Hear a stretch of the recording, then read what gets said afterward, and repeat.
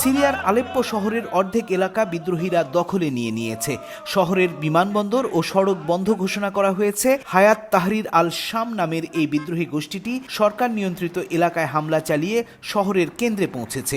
2016 সালে president Bashar আল আসাদ ও তার মিত্র Russia এবং ইরানের যৌথ অভিযানে বিদ্রোহীদের আলেপ্পো থেকে তাড়িয়ে দেয়া হয়েছিল। দীর্ঘ প্রায় 1 দশক পর বিদ্রোহীরা আবারও শহরে প্রবেশ করেছে। বিদ্রোহী গোষ্ঠীটি দাবি করেছে সাম্প্রতিক সপ্তাহগুলোতে সিরিয়া ও রাশিয়ার বিমান হামলায় বেসামরিক মানুষের মৃত্যুর প্রতিশোধ নিতেই তাদের এই অভিযান।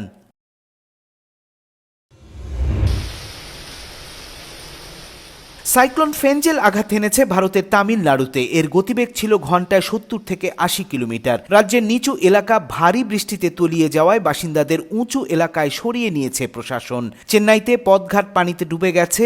আবহাওয়া দপ্তর জানিয়েছে ফেঞ্জেলের কারণে তামিলনাড়ু ছাড়াও পাশের রাজ্য অন্ধ্রপ্রদেশেও ভারী বৃষ্টি পড়ছে।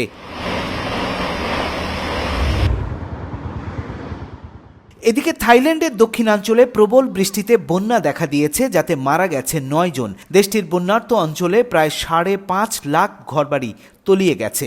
13,500 মানুষকে উঁচু এলাকায় সরিয়ে নিতে হয়েছে। বন্যার্তদের আশ্রয়ে 200 আশ্রয় শিবির তৈরি করা হয়েছে।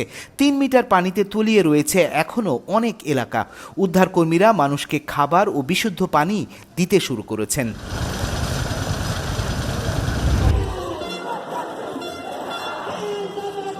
ফিলিস্তিনিদের পক্ষে যুক্তরাষ্ট্রের নিউ ইয়র্কে বড় ধরনের বিক্ষোভ সমাবেশ হয়েছে। বিক্ষোভকারীরা দাবি তুলেছেন ইসরায়েলকে যেন মার্কিন যুক্তরাষ্ট্র অস্ত্র, গোলাবারুদ এমনকি অর্থ সহায়তা আর না দেয়। নিউ ইয়র্কের ব্যস্ত এলাকা মেসি শপের সামনে বিক্ষোভ সমাবেশ করেন তারা। এই সমাবেশ মূলত ছিল শান্তিপূর্ণ। বিক্ষোভকারীরা আরও জানান, গাজায় ইসরায়েলি হামলার কারণে 44,300 মানুষ এরই মধ্যে মারা গেছেন। ইসরায়েলি হামলায় গাজা পরিণত হয়েছে ধ্বংসস্তূপে।